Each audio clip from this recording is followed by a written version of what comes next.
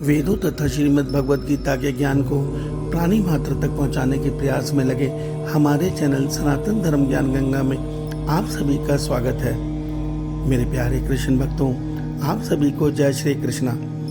मेरे प्यारे कृष्ण भक्तों, सनातन धर्म ज्ञान गंगा चैनल के आज की वीडियो में हम लोग श्रीमद् भगवद गीता से अध्याय 11 के श्लोक 28 को भगवान श्री कृष्ण जी की कृपा से सरल रूप में सुनने और समझने का प्रयास करेंगे। जय श्री कृष्णा। यथा नदीनां बहवोऽम्बुवेगाः समुद्रमेवाभिमुखा द्रवन्ति तथा तवामि नरलोकवीरा विशन्ति वक्त्राण्यभिविज्वलन्ति। मेरे प्यारे कृष्ण भक्तों, श्रीमद् भगवद गीता के अध्याय 11 के श्लोक 28 में अर्जुन भगवान श्री कृष्ण जी से विनती कर रहे हैं। उनका मन भयभीत है। उन्होंने अध्याय 11 के श्लोक 27 में इससे पहले भगवान से बोला कि हे केशव, हे माधव, गुरु द्रोण, भीष्म पितामह और हमारे और कौरवों पक्ष के बड़े बड़े योद्धा जो मृत्यु को प्राप्त करके आपके मुख में प्रवेश कर रहे हैं और कुछ तो आपके दाढ़ों में चूर्ण के समान बने फंसे हुए दिखाई दे रहे हैं। इस दृश्य को देखकर मैं व्याकुल हूँ, भयभीत हूँ।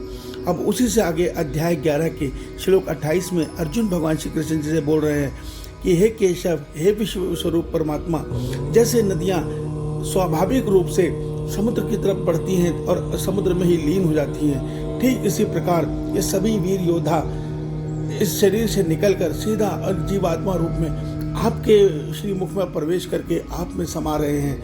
ये दृश्य देखकर मैं और देवतागण सभी भयभीत हैं।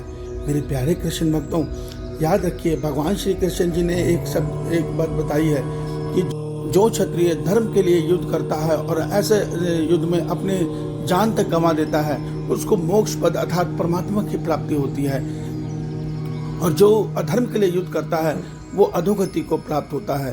तो यहाँ पे वो बात सत्य होती नजर आ रही है। देखिए, भगवान का श्रीमुख इस सृष्टि का यमलोक है, जहाँ मृत्यु को प्राप्त होकर वो आत्माएं पहुँचती हैं जो अधर्म मार्ग पर चलती हैं, जिन्होंने शुभ या अशुभ कर्म किए हैं। यमलोक में शुभ और अशुभ कर्म भोगने का विधान है, मगर जो धर्म के प्रति युद्ध करते हुए अपने जानों को गंवा रहे हैं, वो भगवान के श्रीमुख से अलग उनके हृदय में समा रहे हैं। क्यों?